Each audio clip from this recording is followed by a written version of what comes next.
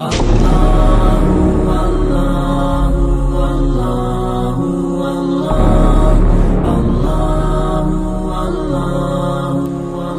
محترم، میرے محترم بھائیوں، دوستوں اور بزرگوں، گزشتہ جمعۃ المبارک میں اللہ تعالیٰ نے انسانوں کے لیے اشہر حرم وہ 4 مہینے جو بڑے قابل احترام ہیں اس حوالے سے گفتگو کی گئی تھی کہ جس میں ذی القعدہ، ذی الحجہ، محرم اور رجب یہ 4 مہینے ہیں کہ جن کو اللہ نے قابل احترام اور حرمت والے مہینے کہا ہے۔ تو یہ بات یاد رکھیے کہ یہ بندہ خالق اور مخلوق کے درمیان یہ محبتوں اور چاہتوں کا درجہ ہے۔ ان جتنے بھی بندے ہیں اللہ تعالیٰ اپنے بندوں کو محبت عطا کرنے کے لیے مختلف مواقع عطا کرتے ہیں۔ جس طرح اشہر حرم ہے، 4 مہینے ہیں، اس میں اللہ کی عبادت کرو، یہ قابل احترام ہے۔ اور اس کے بعد یہ کہہ دیا کہ یہ مخلوق اور خالق کے درمیان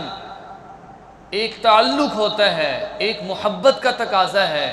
اس محبت کے تقاضے کو پورا کرنے کے لیے اللہ تعالیٰ انسان کو مختلف مواقع عطا کرتے ہیں۔ انہی مواقع میں سے 10 ذی الحجہ، حج، یہ جو ذی الحجہ کے 3 دن کے بعد ذی الحجہ، پہلی 1 ذی الحجہ ہے، تو ایام میں ذی الحجہ شروع ہو رہے ہیں۔ انہی میں سے 10 ذی الحجہ یعنی ذی الحجہ کے مہینے کے جو پہلے 10 دن ہیں یہ اللہ کے نزدیک مقبول ترین، افضل ترین ہیں، جن کو یہ کہا گیا کہ افضل ایام الدہر۔ اگر زمانے کے دنوں کو دیکھا جائے تو یہ 10 دن ایسے ہیں کہ جو سب سے افضلیت والے دن ہیں۔ راتوں کے اعتبار سے تو رمضان کا جو آخری 10 ہوتا ہے اس کو کہا جاتا ہے کہ یہ آخری 10 راتوں کے اعتبار سے سب سے افضل ہے، کیونکہ اس میں لیلۃ القدر ہے۔ لیکن دنوں کے اعتبار سے جو افضل ہیں وہ 10 ذی الحجہ، یہ 10 ذی الحجہ اور 10 دن ہیں ذی الحجہ کے، کہ جس میں یوم النحر ہے، یوم عرفہ ہے، جس میں روزے کا حکم دیا۔ بہت سارے عبادات اسی کے ساتھ جڑی ہوئی ہیں۔ تو اس لیے اللہ تعالیٰ انسان کو عبدیت کا بلند درجہ عطا کرنے کے لیے کہ میرا بندہ میری عبادت تو کرتا ہی کرتا ہے، لیکن ایسے خاص زمان اور خاص وقت میں جب عبادت کرے گا تو میں اس کو عام حالت سے بھی زیادہ جلدی اپنا قرب عطا کر دوں گا۔ اللہ تو رحیم ہیں، وہ 70 ماؤں سے زیادہ پیار کرتے ہیں۔ اللہ نے مختلف مواقع دے دیے۔ اب ان مواقع میں دیکھیے، ایک دن کے اندر 5 نمازیں فرض کر دی، یہ موقع ہے اللہ کے قربت کا۔ سال میں 1 مہینہ رمضان کا دیا، روزے رکھے، یہ موقع ہے اللہ کے قربت کا۔ سال میں 1 مرتبہ حج بیت اللہ جس پر فرض ہے اس پر فرض قرار دے دیا، میں کہ یہ بھی اللہ کے قربت کا ذریعہ ہے۔ تو یہ سارے کے سارے مواقع ہیں، اللہ انسانوں کو یہ مواقع دیتے ہیں اور بدلے میں یہ چاہتے ہیں کہ میرا بندہ میری بندیت اختیار کرے۔ قرآن پاک کی یہ جو آیت ہے والفجر، اللہ نے فجر کے وقت کی قسم اٹھائی، ولیال عشر، اور 10 راتوں کی قسم اٹھائی۔ علماء نے لکھا یہ جو 10 راتیں ہیں یہ ذی الحجہ کی پہلی 10 راتیں ہیں۔ والشفع والوتر، طاق کی اور جفت کی بھی اللہ نے قسم اٹھائی، کہ قسم اٹھانے کے بعد اللہ نے ان 10 راتوں کی افضلیت کو بیان کیا اور فرمایا کہ یہ جو دن ہیں یہ ایسے بہترین اور افضل ترین دن ہیں کہ جہاد فی سبیل اللہ کے برابر اس پر اجر ہے۔ اور یوم النحر میں قربانی اللہ اس کے سابقہ گناہوں کو معاف فرماتے ہیں، اور یوم عرفہ کا جو دن رکھتا ہے فرمایا کہ اس دن میں اللہ سب سے زیادہ لوگوں کو جہنم کی آگ سے بری کر دیتے ہیں۔ اس لیے عزیزان محترم، یہ وہ عبدیت کا بلند مقام اور درجہ ہے کہ جو اللہ تعالیٰ اپنے بندے کو عطا کرتے ہیں تاکہ اس کے بدلے میں بندہ اللہ کی عبادت کرے اور عبادت کی وجہ سے یہ اللہ کا قرب حاصل کرے اور گناہوں والی زندگی کو چھوڑ دے۔ یہ مواقع ہیں جو اللہ وقتاً فوقتاً اپنے بندوں کو عطا کرتے رہتے ہیں۔ سو لہٰذا اللہ رب العزت نے قسم اٹھائی، والفجر، قسم ہے فجر کے وقت کی، ولیال عشر، اور ان 10 راتوں کی، کہ جو چیز اہم ہوتی ہے، جو افضل ہوتی ہے، اس کی قسم اٹھائی جاتی ہے۔ تو اللہ نے ان 10 دنوں کی قسم اٹھائی ہے، اور اس کے پیچھے وجہ کیا ہے کہ اس میں کیا ہوا ایک ایک عمل اللہ کے ہاں یہ عبدیت کا درجہ بلند کرتا ہے۔ اسی طرح جس طرح اللہ تعالیٰ نے انبیاء علیہ السلام کو اپنی قوم پر دعوت کا حکم دیا، اور جو قوم اطاعت اور فرما برداری کرتی تھی اس کے بدلے میں اللہ تعالیٰ ان کو ان کی حفاظت کرتے تھے، ایمان والوں کو، اور جو اس کے علاوہ ہوتے تھے اللہ کا عذاب ان پر آتا تھا۔ اس لیے محترم میں انتہائی قیمتی ایام شروع ہونے والے ہیں، اس میں عبادات کی کثرت کی جائے، اعمال کی کثرت کی جائے۔ اگر اس کی فضیلت کی بات کی جائے تو حضرت جابر بن عبداللہ رضی اللہ عنہ کی ایک روایت ہے، وہ فرماتے ہیں کہ جناب رسول اللہ صلی اللہ علیہ وسلم نے ایک مرتبہ کیا ارشاد فرمایا، ان افضل ایام الدہر العشرہ، کہ زمانے کے سب سے بہترین جو دن ہیں وہ ذی الحجہ کے دن ہیں، اور سب سے بہترین عمل ان 10 دنوں میں کیا ہوا عمل ہے۔ عبداللہ بن عباس رضی اللہ عنہ کی ایک روایت ہے، وہ فرماتے ہیں کہ آپ صلی اللہ علیہ وسلم نے فرمایا، ما من ایام العمل الصالح بها احب الی اللہ، ان دنوں میں کیا ہوا عمل اللہ کے ہاں اس کے علاوہ کوئی افضل نہیں ہے، یعنی ان دنوں میں کیا ہوا عمل اللہ کے ہاں سب سے زیادہ محبوب اور مقبول ہے۔ تو یہ بھی اس کی مقبولیت کی ہے کہ ایک ایک عمل، ایک ایک لمحہ بندہ جب اس کو تلاش کرے اور اللہ کی فرمانبرداری کرے تو ہر لمحہ اس کو اللہ کے قریب کرتا چلا جائے گا، اور اللہ کی قربت اس کو عطا ہوگی۔ اسی طرح آپ صلی اللہ علیہ وسلم نے فرمایا کہ اللہ کے نزدیک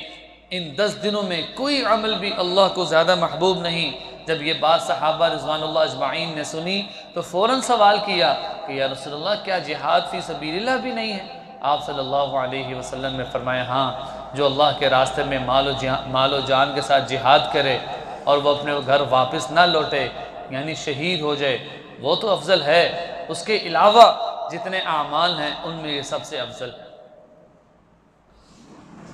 تو یہ جو افضلیت کہا جاتا ہے اس کا مقصد یہ ہوتا ہے کہ کسی چیز کی اہمیت کو بیان کرنا۔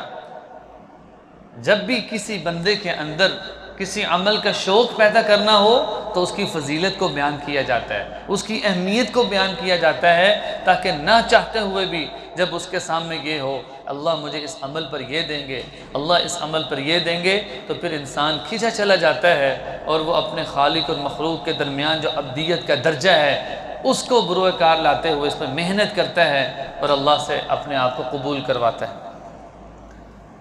عبداللہ بن قط رضی اللہ عنہ ایک صحابی ہیں، وہ فرماتے ہیں کہ آپ صلی اللہ علیہ وسلم نے فرمایا ان اعظم الایام عند اللہ یوم النحر، اللہ کے نزدیک یوم نحر سے بہتر بڑھ کر کوئی دن نہیں ہے۔ یوم نحر 10واں ذی الحجہ کہ جس دن لاکھوں مسلمان لاکھوں جانوروں کی قربانی کرتے ہیں، خون بہاتے ہیں کہ اللہ نے جانور کو اس عظیم انسان کے لیے قربان کر دیا اور بدلے میں اس سے تقوی چاہا کہ میں جانوروں کو تمہارے لیے قربان کر رہا ہوں، لیکن بدلے میں کیا چاہتا ہوں کہ تم اللہ کے لیے تقوی اختیار کرو۔ لن ینال اللہ لحومها ولا دماؤها، گوشت اور خون سے اللہ کو کوئی سروکار نہیں ہے، ولیکن ینالہ التقوی منکم، انسانوں کے دلوں کے اندر جو تقوی ہے اللہ کو وہ تقوی مطلوب ہے۔ اور تقوی کا مفہوم کیا ہوتا ہے؟ اپنے آپ کو گناہوں سے بچانا، یہ تقوی ہے۔ نیک اعمال اختیار کرتے ہوئے اپنے آپ کو گناہوں والی زندگی سے بچانا، یہ فرمایا کہ یہ تقوی ہے۔ اس لیے اگر خصوصیات کی بات کی جائے کہ ان ایام کی اہمیت کو کیوں بیان کیا جاتا ہے، یعنی کیا وجہ ہے کہ ان کی اتنی اہمیت ہے، سب سے پہلی بات تو یہ ہے کہ لاکھوں مسلمان ان 10 دنوں میں عظیم سعادت حج بیت اللہ کی سعادت حاصل کرنے کے لیے خانہ کعبہ کا رخ کرتے ہیں۔ تو یہ ایک بہت بڑی سعادت ہے، اور یہ سعادت صرف ذی الحجہ کے مہینے میں ہی ہے، ان 10 دنوں میں سارے اعمال ہیں، اس وجہ سے بھی ان کی اہمیت ہے۔ اور دوسری وجہ یہ ہے کہ قربانی جیسی عظیم عبادت یہ بھی انہی 10 دنوں میں ہے۔ عام دنوں میں تو ظاہر ہے قربانی تو فرض نہیں، واجب نہیں ہے۔ جب یہ 10 دن عشر ذی الحجہ ہے تو یوم نحر کا دن آتا ہے، عید کا دن آتا ہے، تو اس میں قربانی کا اس کو حکم دیا جاتا ہے۔ تو لاکھوں مسلمان اللہ کے لیے اپنے مال کا نذرانہ پیش کرتے ہیں، اور جو جانور ہیں وہ اللہ کے لیے اور اس مسلمان کے لیے اپنی جان کو دیتے ہیں۔ اور یاد رکھیے حضرت محترم، باقی مواقع میں تو ایسا موقع آتا ہے کہ ابھی جیسے رمضان کا مہینہ ہوتا ہے، اس میں روزے خاص ہیں، دن میں نمازیں خاص ہیں، لیکن یہ جو 10 دن ہیں ان میں بیک وقت بہت ساری ایسی عبادات ہیں جو اکٹھی شامل ہو گئی ہیں۔ ان میں ذرا نوٹ کیجئے، ان میں سب سے پہلے نمازوں کا اہتمام وہ تو ہر حال میں ہی ہے، اس کے بعد اللہ کے لیے روزے رکھنا یہ بھی مسنون ہے، پھر اس کے بعد قربانی کا درجہ یہ بھی ہے، پھر حج بیت اللہ کرنا، یعنی مالی بھی جانی بھی بدنی بھی، ساری عبادات کو اللہ تعالیٰ نے ان 10 دنوں کے ساتھ خاص کر دیے ہے۔ اس وجہ سے بھی اللہ کے ہاں ان 10 دنوں کی بہت قدر و منزلت ہے کہ جو آدمی اللہ کے لیے تقوی اختیار کرے اور اللہ کا قرب حاصل کرنا چاہے تو اس کو یہ بتا دیا کہ ان 10 دنوں میں جو عبادت کرے گا اللہ بدلے میں اس کو اپنا تعلق نصیب فرمائے گا۔ اب عزیزان محترم، عشرۃ الحجہ یہ قرب الہی کا بھی ذریعہ ہے کہ اس کے ذریعے سے اللہ انسان کو قرب عطا کرتے ہیں۔ وہ کیسے؟ سب سے پہلی بات یہ سمجھیے کہ اس میں قربانی اور حج، نماز، یہ وہ ساری چیزیں ہیں کہ جو بنیادی ارکان ہیں، کہ جو جتنے بھی اللہ کے احکامات ہیں وہ سارے اس کی طرف متوجہ ہیں۔ بدلے میں جب یہ اللہ کے ان سارے احکامات کو پورا کرے گا تو اللہ تعالیٰ اس کو اپنی رضا نصیب فرمائیں گے، کیونکہ اللہ کا اپنے بندوں سے کیا مطالبہ ہے کہ میری اطاعت کی جائے اور میرے نبی صلی اللہ علیہ وسلم کے سنت طریقوں پر عمل کیا جائے۔ اب جو یہ کرے گا تو اللہ اس سے کیسے راضی نہیں ہو سکتا۔ اور انہی دنوں میں جب یہ قربانی کرتا ہے تو قربانی کا مقصد ایک تقوی ہے، میں کہ اس کے بدلے میں اللہ رب العزت اس کو تقوی عطا کرتے ہیں، متقی بناتے ہیں، اور اس کے دل کے اندر اللہ کا خوف اور اللہ کی خشیت جب آئے گی تو اس کے بعد کا درجہ ہے کہ عمل بھی اختیار کرے گا۔ جب دل میں خوف ہوگا، اطاعت کا جذبہ ہوگا، پھر اس کے جو جسم سے نکلنے والے اعمال ہوں گے وہ سارے ایسے عمل ہوں گے کہ جن سے اللہ راضی ہوتے ہیں۔ وہ کوئی ایک بھی ایسا عمل نہیں کرے گا کہ جن سے اللہ ناراض ہوتے ہوں، اللہ کا غضب ہوتا ہو، وہ اپنے آپ کو ان سے بچائے گا۔ اس سے اللہ نے فرما دیا، آپ صلی اللہ علیہ وسلم نے فرمایا، ان اللہ لا ينظر الى صورکم واموالکم، اللہ تعالیٰ تمہاری صورتوں کو اور تمہارے مالوں کو نہیں دیکھتے۔ اور کیا فرمایا، وَلَكِنْ يَنْظُرُ إِلَىٰ قُلُوبِكُمْ وَأَعْمَالِكُمْ، اللہ تو تمہارے دلوں کو اور تمہارے اعمال کو دیکھتے ہیں۔